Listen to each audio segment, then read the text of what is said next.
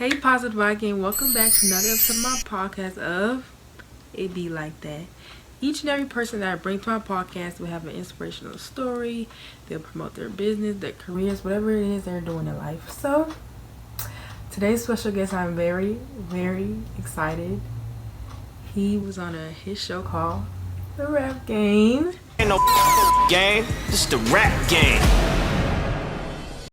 And I used to watch The Rap Game faithfully, y'all. I watched all the seasons and they all were talented artists. Despite who won in the end, they all were talented. They all were good to me. But this one in particular was my favorite in the first season. Him and Latto, of course, because I'm a fan of Latto too. But each and every person who was on season 1 and throughout all the seasons, they were very good. But this person right here I had a crush on. So, you all may know him, lilniqo.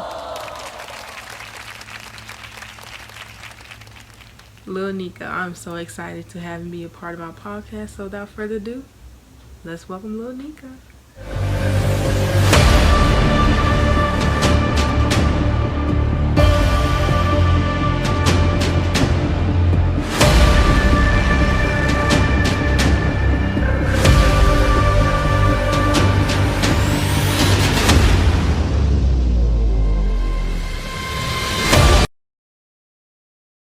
Hollywood, if only I can direct you. Lights, camera, action, take over the world, baby, I can imagine. Cause every time I leave, you say you miss me. You play Alicia Keys, and I'll be Swiss Beats. Or Nick and Mariah, Angelina and Brad. Girl, you chose me and I'm glad. I can be your Martin, you can be my Gina. I can be your Justin, you can be Selena. Like me on TV, no need for commercials. I will never leave you, baby girl, I need you. Television love, you can be my margin. I take you to Hollywood, if only I can direct you. Lights, camera, action, take over the world, baby, I can imagine. Cause every time I leave, you say you miss me. You play Alicia Keys, and I'll be Swiss Beats. Or Nick and Mariah, Angelina and Brad. Girl, you chose me and I'm glad. I can be your Martin, you can be my Gina. I can be your Justin, you can be Selena. Like me on TV, no need for commercials. I will never leave you, baby girl, I need you. Television love, you can be my margin.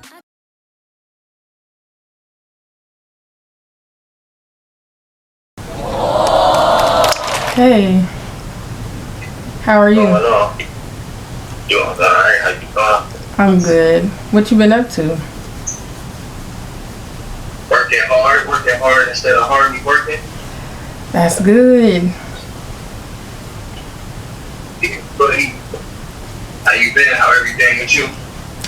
I'm good, just taking it day by day. I'm gonna be honest though, I didn't think you're gonna reply back to me. For real? What made Yes. you think that? Why do you think? I mean, you know who you are. Like, I don't know. I just be like, some people be on like some Hollywood stuff. So I'm just like, whatever. See what happens. But thank you though for replying back and being a part of my podcast. I really appreciate it. I got clothes and stuff everywhere. The Rolling Loud, I go to Rolling Loud tomorrow. Oh, that's I cool. still get finished back in, but I'm just trying to straighten up the background a little bit. You good. You good. I ain't worried about that.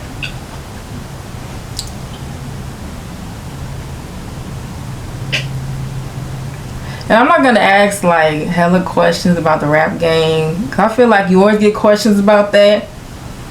So I ain't gonna ask too many about the rap game. You can ask me questions about whatever you want to ask me. Yeah, I just feel like that may be annoying. I appreciate for asking me what I feel comfortable about talking about or whatever. But hey man, I'm an open book. You can ask me whatever you want to ask. Okay, I always just gotta be sure. So you can tell the viewers a little about yourself. I appreciate that. You can tell the viewers a little about yourself. I'm sure everybody knows you though. Yeah. I go by the name of lilniqo. I'm saying hip hop artist, actor. mogul in the making, philanthropist, brand ambassador, a little bit of everything. Mm-hmm. So what was your life like growing up? Like before you even got famous? Growing up, I guess I somewhat had like a regular childhood, you know what I mean? At least I feel like I did. Mm-hmm. I grew up kind of like in the music industry. I've been doing music professionally since I was about 10 years old. So I traveled a lot, did a lot of shows, met some of my favorite artists, favorite athletes, celebrities, anything you can name. Mm-hmm. But life for the most part was pretty cool, you know what I mean? Straight A student, definitely was in the books real heavy. My parents wasn't having that coming home with bad grades and none of that. So I think for the most part I had somewhat of a normal childhood. That's good. Did you play any sports or anything? Are you like I played football, I played basketball, I played baseball growing up. I love sports. Football, one of my favorite sports. Mm-hmm. So I definitely come from the athletic background. I love playing sports. I think I started playing basketball as early as like 2 years old. My first year of football, I think I was maybe like 5 or 6. So yeah. So would you choose sports over like your career now if you had to choose? Man, heck no. I think I made the right choice sticking with music. For the main fact that as I got older, just the wear and tear on my body. Like I think I stopped playing sports maybe 6 months before the rap game. I was playing football and basketball in high school, and just after a while, I just got tired of getting hit. You know what I mean? From playing football from 5 and 6 years old to 15, 16, it definitely takes a lot of wear and tear on your body. And I just felt like music was a little more promising, just considering the fact that I had already had a name for myself established in the music industry. And once your upperclassmen years of high school come around, and then college ball, it could be hectic. So I definitely would choose music over sports for sure. As much as I love sports. Yeah, you did, chose the right decision. Did you go to prom though? I did go to prom. I didn't go to my senior prom. I wanted to go into my junior prom. But I did go to prom. I went to homecoming. And I'm very glad that I was able to get those experiences going to public school once I reached high school, just to have those memories. You know what I mean? Not everybody gets a chance to do that, so I definitely was very glad that I was able to do that. Yeah, that's really good. Do you have any regrets though when you were in school? Nah, not really. If anything, I feel like I wouldn't say I had any regrets. I think I made some of the right decisions the first go around. If anything, I probably wish I had a chance to really cherish certain moments, with your friends and stuff like that, from just like the social aspect of high school. But for the most part, I made sure that I got involved in as much as I could, as far as like extracurricular activities, joining the ASB, playing sports, things like that. But now I don't have any regrets. Okay, that's good. So what inspired you to be a rapper? I always loved music, different genres of music for sure, but I think just really having a passion for it, and kind of feeling like, growing up, like we had Bow Wows and Lil Romeos, like for the youth, for the kids to kind of appeal to and relate to. But I feel like as I started to get older, it was a void that needed to be filled as far as young artists that can be relatable to the crowd, or kids amongst my generation and amongst my age. So I really just kind of wanted to be that outlet. I wanted to be that person to fill that void that can make content, make music that relates to kids around my age, whether it's, regular life hardships, you know what I'm saying, coming of age situations or whatever it is, that young kids can relate to that, the older artists, they could have related to that as they were kids, but, Jay-Z and Kanye ain't rapping about what they was doing when they was 12 and 13, you know what I mean? So I think just wanting to be an outlet for the kids my age, that's what really made me want to become an artist. Do you feel like because you started so young that people were trying to like manipulate you or trying to, make you change how you look, how you rap or anything like that because you started really young? Yeah. I definitely think, there were times where that was the case. I definitely wasn't going for it, but I feel like every young artist can kind of relate to that.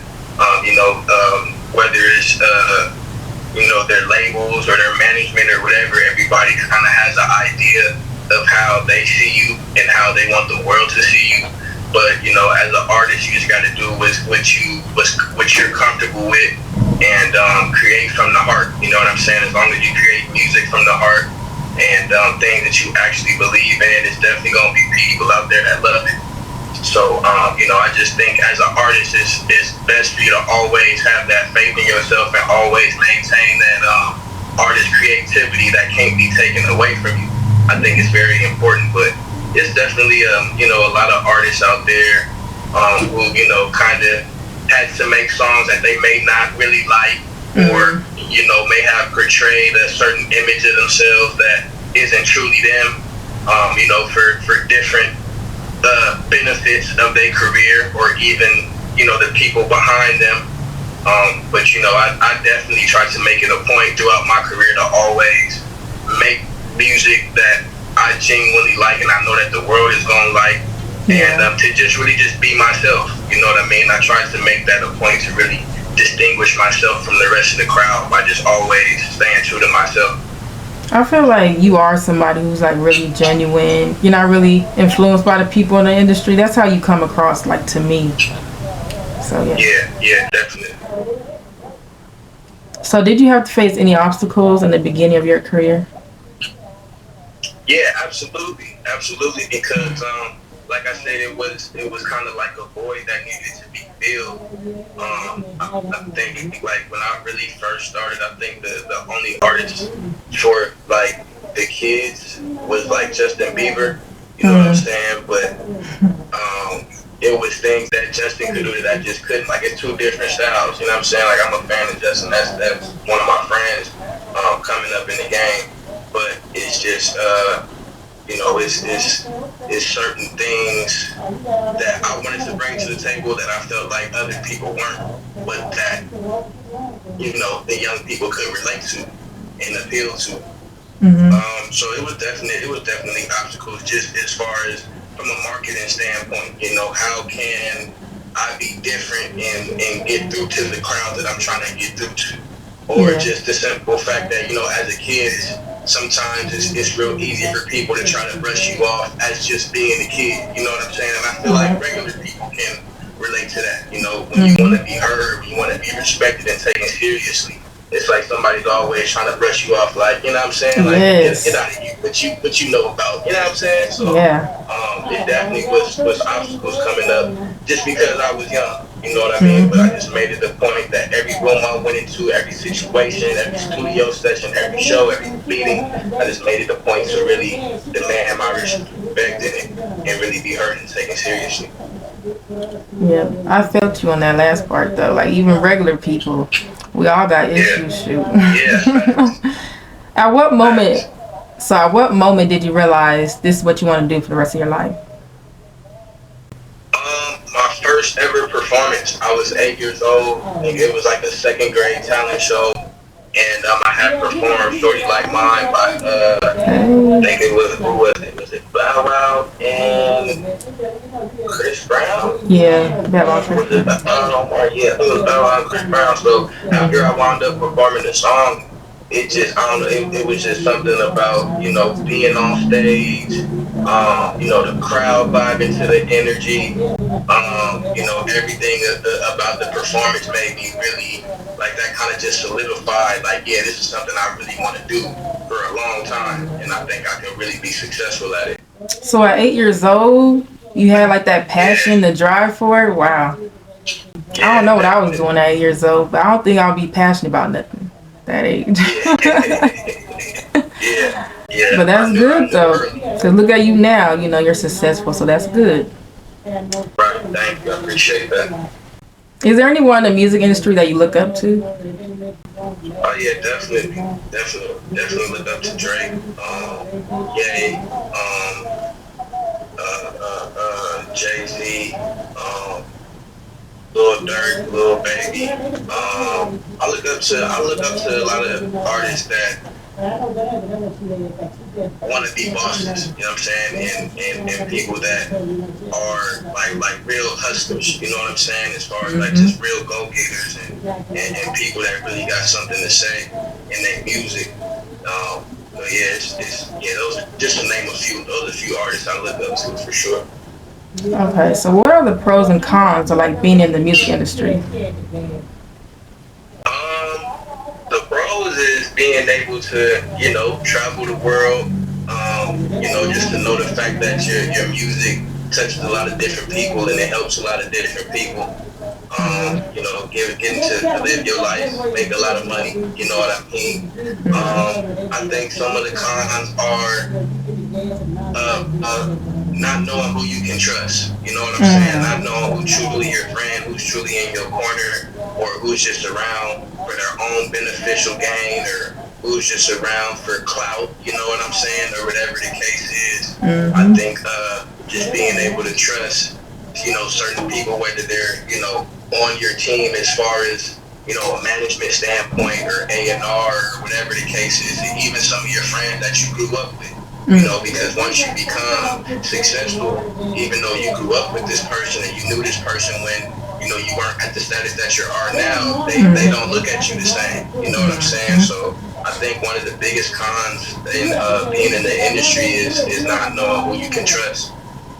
That has to be hard though, like, cause I know you've been put in situations where you had to trust people, right? Right. It's definitely it's difficult. You know what I'm saying? I think that's something that every artist can relate to for sure. Is having trust issues, because sometimes your schedule can just be so busy on a day-to-day basis that you really don't know what's going on.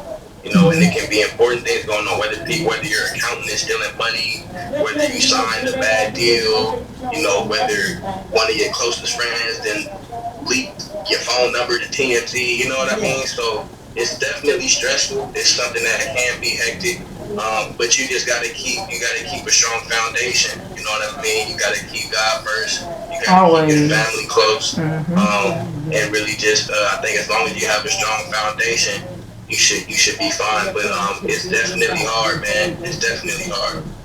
I can only imagine, because I already have trust issues. I don't think I could be famous though. Oh, that's crazy. What's your favorite song that you ever put out? It could be while you're young, teenage years, older, whenever. I think the favorite song I ever put out was probably, man, that's a good question. It's probably something that's not even out yet, to be honest with you. Okay. But I am dropping an album in April called Facts Over Feelings Part 2. I like that. So I probably have to say, dang, what did I even title that song? I can't even think of the name of the song, but it will be dropping next month. It will be dropping next month in April. But if I had to pick out of something that's already out, I'd probably have to say it's between Great Gatsby and What It Takes. I think both of those songs is on Facts Over Feelings, the first version. Yeah, so I probably have to say between those, between Great Gatsby and What It Takes, for sure. Okay, so you have an album coming out. Yeah. Okay, we're looking forward to that then. Yeah. How do you deal with like hate? I know you don't get it all the time, but just like how do you deal with it when you do get it? Honestly, it's kind of like it's still somewhat of a learning curve, but really you just gotta ignore it. You know what I'm saying? It's easier said than done. You know, and everybody always feel like they got the right advice when it comes to that, but none of them is necessarily in your position a lot of the times when it's happening. But I feel like, you know, just like with any other person, when you work extremely hard at your craft or something you believe in, and people try to hate on it and discredit it, you gonna feel some type of way. You know what I'm saying? Regardless, because you know your intentions, you know who you are, you know your character, and when somebody tries to discredit that, it'll make anybody feel any type of way. You know what I mean? So, but the best thing you can do in those situations is just ignore it, because like I say, you don't really got no point to prove to nobody, and regardless if you're successful or not successful, somebody's gonna always have something to say, and the more successful you become, the more people try to discredit it. You know what I'm saying? When I talk about these type of things, like I try to use people like LeBron James as an example. LeBron James had the most points ever scored in the NBA, but people would still try to find a way to discredit his body of work as far as his career and his championships, and they still try to bring up this Michael Jordan and LeBron James debate. So it's like, man, this game has been going on for 60, 70 years before this guy was alive, and he scored the most points ever out of everybody that's ever played this game, and y'all still find a way to discredit them. It just lets me know that somebody with such a great legacy like that, if they could still try to hate on him, then I mean, it's inevitable for anybody else, you know. Yeah, and like I say, the more successful you become, the better you do in your life, the more they're gonna have to say. So really, you just gotta keep working. You know what I'm saying, and let people talk. Yeah, people gonna talk all the time. Yeah, for sure. So, do you feel like people in the industry should consider getting therapy? Specifically. Absolutely, because you know, this, like I say, this industry can take us for sure mentally, because artists create great things, want to create great moments, you want to create great music, and we just want people to love it. You know what I mean? From our fans to make, even if it's people that's just now becoming fans or whatever the case is. So I think as artists, sometimes we may look into things or you know, read the comments or watch certain things a little too much, and sometimes it plays a role, you know, on our mental health, or just on our conscience, to the point where we may second guess ourselves, or we may, you know, have issues with our self-esteem, you know, and then just like I say, going back to your regular life and not knowing who to trust, like that's not healthy. If you got 5 to 10 people that's around you all day, every day, and they supposed to be in your corner, they supposed to be on your team, and you don't know whether or not they stealing from you, betraying you, or whatever the case is, that's not a healthy thing. You know what I'm saying? For anybody to go through.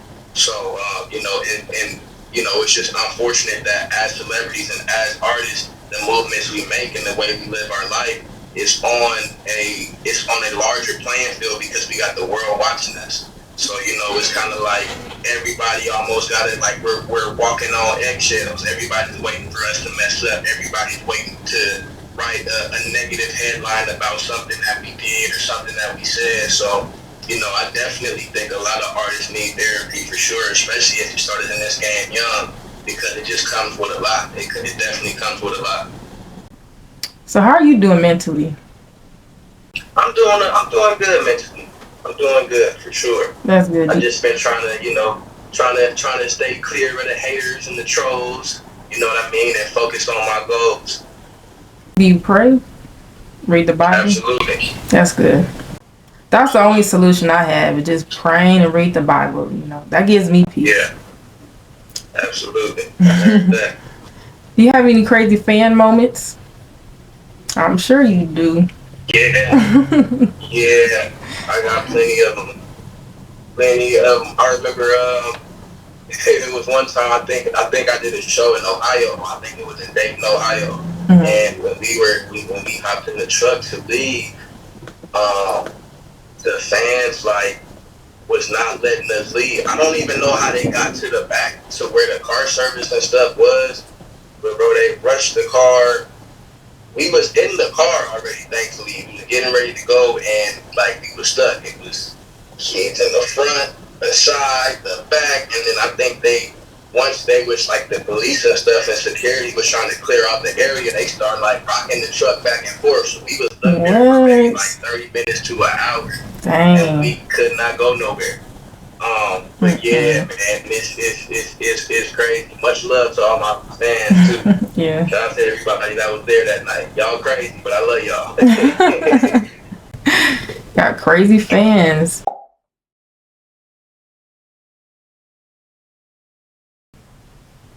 They throw their panties or bras on stage.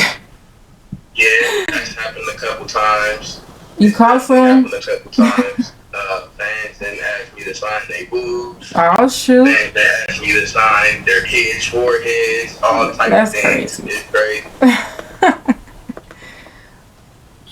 I'm a fan, but I feel like I'm not like no groupie, you know? Like I'm not doing the most. Yeah, I definitely got some crazy stories for sure. Yeah, I'm a fan of you. I had a crush on you, but I feel like I'm really calm, cool, and collected right now. Okay. I appreciate that. Much love. Yeah. Appreciate that for sure. So let's get into the questions people are waiting for. What was your experience like on the rap game? All in all, it was a pretty good experience. It was a pretty dope experience because it gave me another opportunity to learn from some legends. You know what I'm saying? Like Jermaine Dupri, Brian Michael Cox, Usher. You know, and the list goes on. The list goes on. So you know, as an artist and just somebody that grew up loving music and loving hip hop, you know, it definitely gave me an opportunity to learn some things that I didn't know. To learn the process behind not just making songs but making hits. You know what I mean? So from that perspective, it was a pretty dope experience for sure. Would you collab with anyone that's been on the rap game? Not even from your season, but from the past other seasons. Oh yeah, absolutely. It's a lot of people that I've known or even worked with prior to the rap game. Roscoe for sure. King Roscoe, real dope. Flajay, Nia K. Man, who else? Latto. Of course. J.I. Dang, who else? Lil Key, he was good. Lil Key for sure. Lil Key was him. one of my favorites for sure. Definitely. D Trinata was pretty good. I like D Trinata. Yeah, I like good. You know, her style is different. Dang, who else? Tyler Rain is dope. I like her too. Yeah. There's a lot of talented artists though. Yeah, absolutely. But did anything happen that, you know, the audience didn't know, like behind the scenes, that you could share?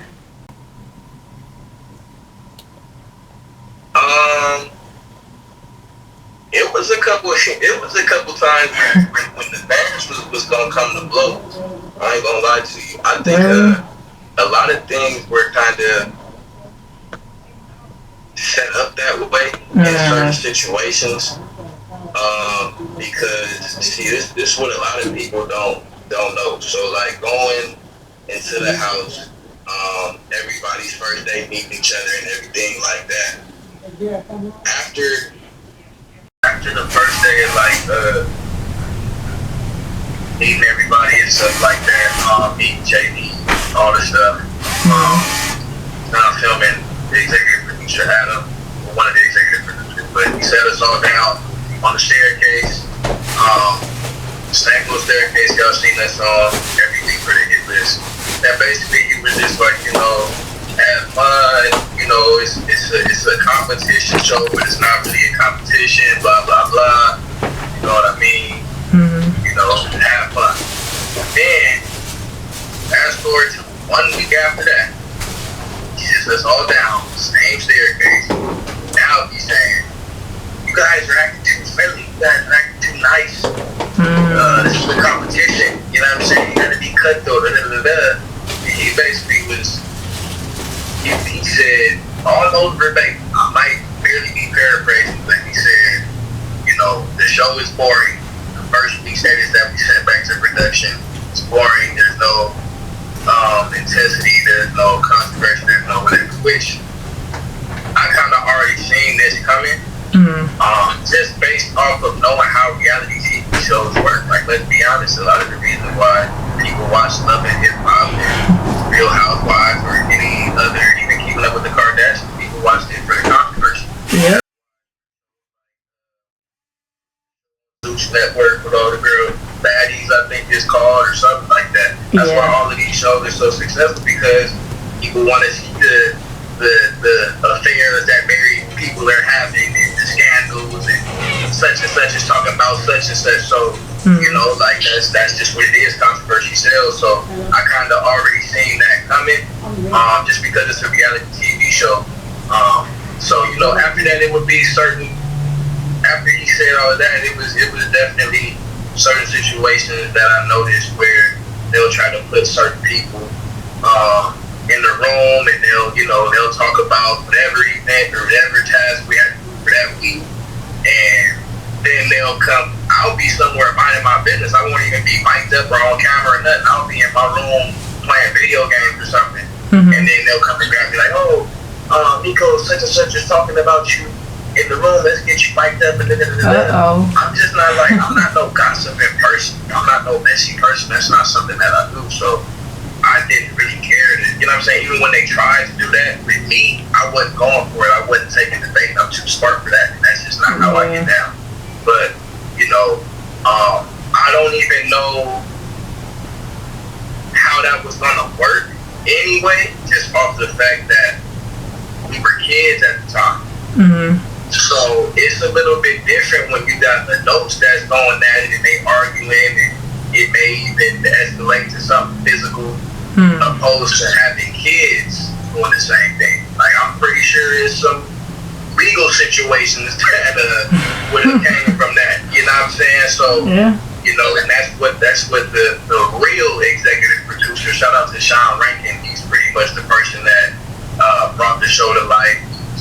Done that with just about everything, basketball wise, Love and Hip Hop, Real Housewives of Atlanta. He's the one that started all them shows, Flavor of Love, everything. So when he came and told Adam, like, bro, you tripping, like, we don't need this to get ratings.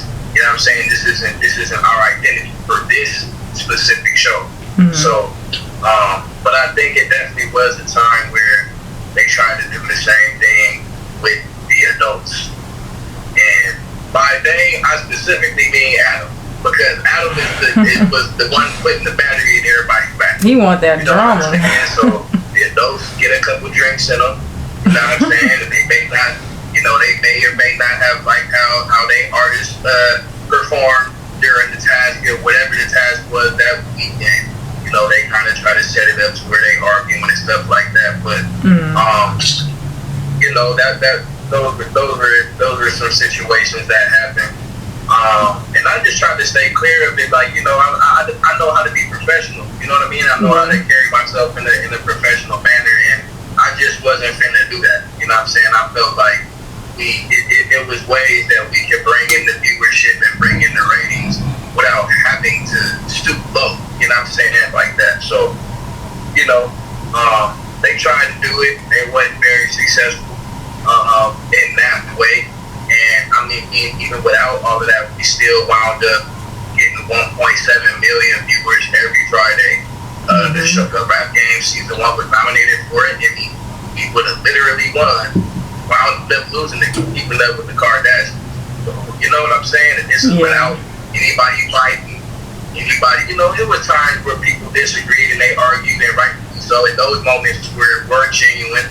You know what I'm saying? But you know, we did what we had to do without any type of cat fights or anything crazy going on. So, you know, how's that matter?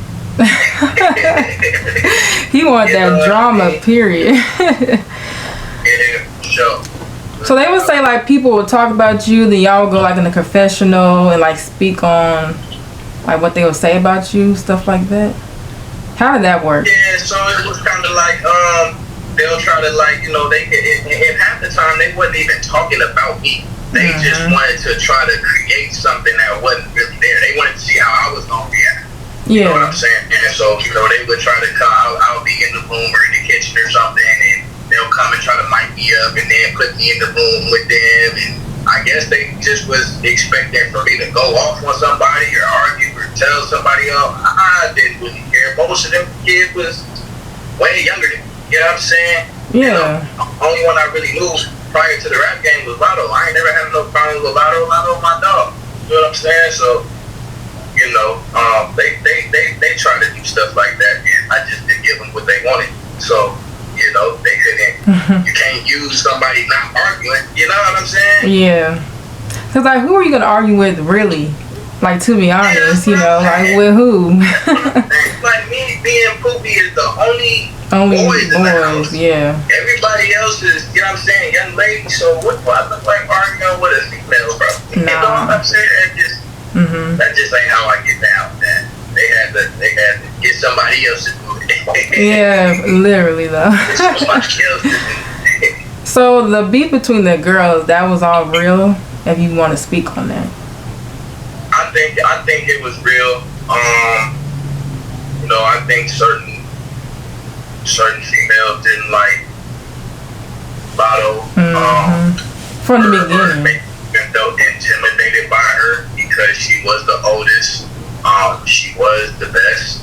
You know what I'm saying? And she already had something established. She already had a following, which we all had our own following. We all had our own brand. We all had our own audience and fans that was already established. But I think, you know, they may have felt threatened by her because she was focused. Like, she really was locked in. I ain't never seen her not focused. I ain't never seen her not locked in, and she went through a lot during that whole process too, just like a lot of us did. But you know, she every task on and off camera, she stayed locked in, and she stayed laser focused on the objective and the whole goal and reason of being there. So I think the fact that they couldn't throw her off her game, she's very talented. She writes all of her stuff. You know, she has a sense for fashion. I think a lot of those things where at the time, you know, the other young ladies were a little bit younger. They were still trying to figure it out, which is nothing wrong with that. Yeah. But, you know, I think they, in their mind, they were trying to figure out how to compete with, you know what I'm saying, with Lotto. Essentially, I'm just being real. Yeah, that's true. I could see it even on the show. I feel like in the beginning, you know, they probably wasn't liking her from the jump. I don't know. That wasn't there. That's just what I saw. Yeah, I definitely sensed a certain kind of tension along those lines myself. Yeah, everybody was good though. Maybe they just looked up to her. Yeah. If that's the case. Absolutely. Ain't nothing wrong with that though. Right, exactly. So was there anyone who would act different on camera than off camera? A lot of them. I ain't gonna lie, probably Peach. Probably Peach. And just in certain ways, you know, not like completely a different person, but it was certain times where, but I think all of that was kind of just like certain tactics to, you know, like God said, to confuse the enemy. You know what I'm saying? So I feel like it was certain things that she may even have been put up to try to throw certain people off their game or to kind of mess with their performance to you know, kind of make them fall down on the hit list, you know, for that week or maybe even the duration of the show. However, you know, but I feel like it was something that she might have, you know, been put up to do. But like I say, when you truly talented and you're truly a star, you don't even have to do those things. You just let your work ethic and let your talent speak for itself. Yeah, you don't have to be extra. Yeah, definitely for sure. She did seem a little extra. I liked everybody on the show though, so. But you know, everybody just had their own personality. Like Lyric seemed shy, Peach was just outspoken, and then Lotto just in her zone. So you know. Right. How was like Poopy? Right. Do you feel like he was serious at the moment, or he was just doing it for the experience?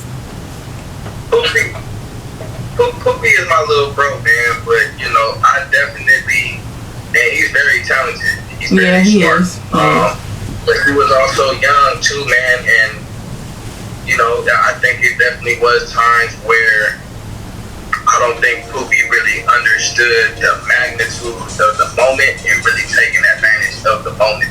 Mm-hmm. You know, I definitely think it was times where he may not have really been taking it as seriously as he should have been. Mm-hmm. But also, you know, and he was still young too.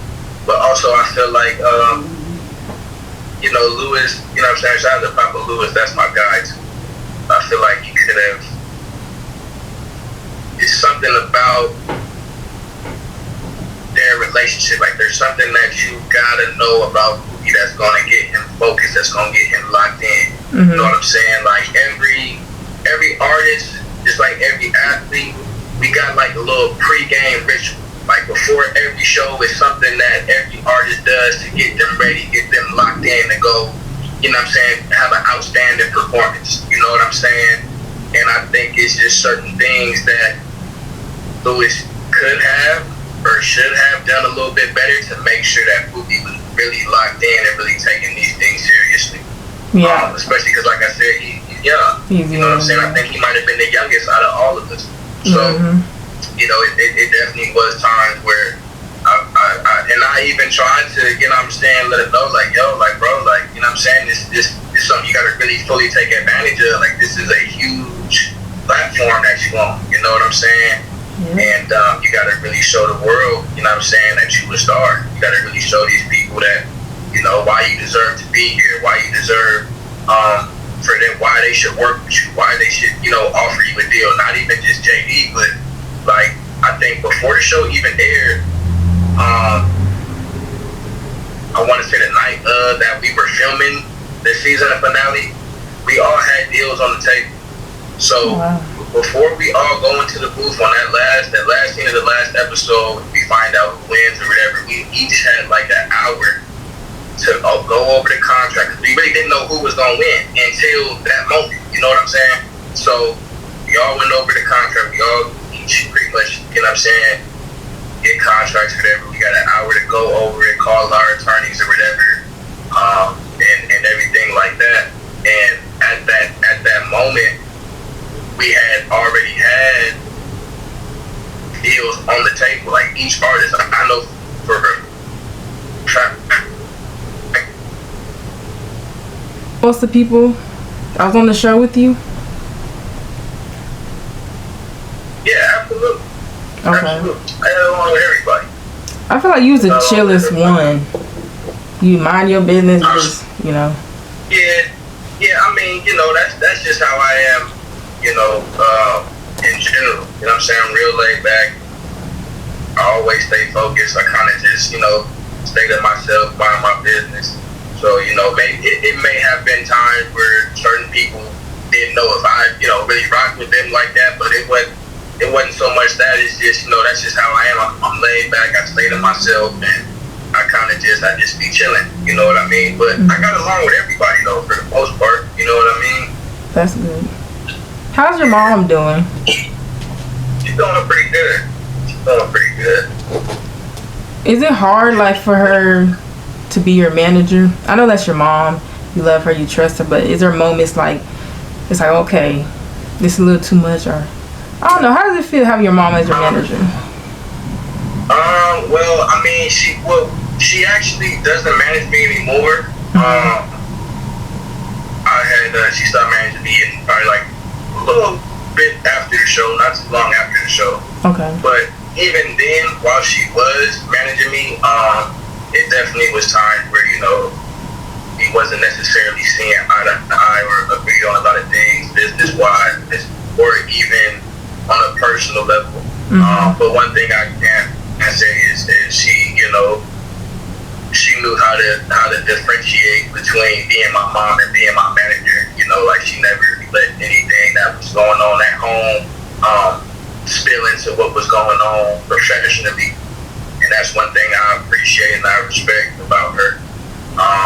You know, but you know, I'm pretty. Yeah, as you get older, you know, everybody got growing things. You know what I'm saying? Just as a regular adolescent, finding yourself as a young man or as a young lady. You know what I mean? And plus, we've been around each other almost every day. Like from the 3rd grade to me being in 8th grade, I was homeschooled. So, you know, when I'm here every day doing school, then I might have to go do a show or I got a studio session. You know, sometimes it does kind of get tiring, make it a little annoying, you know. But, you know, I think, you know, everything was everything for the most part. But yeah, definitely as I got older, there was certain differences we had just on the marketing side of things, the business side of things, the type of music I wanted to make, the type of just the imagery side of how I wanted to be portrayed as a young man now, transform from a teen into a young man, or just as a kid into a teenager. But I think everybody goes through that. You know what I'm saying? I know Usher went through that when he was young, you know, and so on and so forth. But it wasn't nothing that we really couldn't get past. Because at the end of the day, that's my mom. I love her. I know she loved me. And she had my best interests at heart. Yeah, absolutely. So do you have any advice for the viewers watching? That's the last question. Any advice for the viewers watching? Anybody that's trying to do music or just in any capacity, whatever you're trying to do in your life, man, always have faith in yourself. Don't let nobody tell you you can't do it. Don't ever get discouraged by people that got a lot of followers or a lot of views or a lot of monthly listeners. Hey, man, continue to be great. Always put your best foot forward. Any decisions you make, always believe in yourself. And it don't matter how big these CEOs or whoever is telling you, don't let nobody tell you what was not good and what's not good. I mean, what's not good and what's good. You know what I'm saying? And always create from the heart. Always stand firm in what you believe in. And give it your all, 100% every time. Yeah, thank you so much. I'm so honored to have you on my podcast. You did great. I'll post a video tomorrow because I have a lot of editing to do. And yeah, I'll text you and everything. So yeah, thank you so much. Man, thank you for the opportunity. I appreciate you. Much love.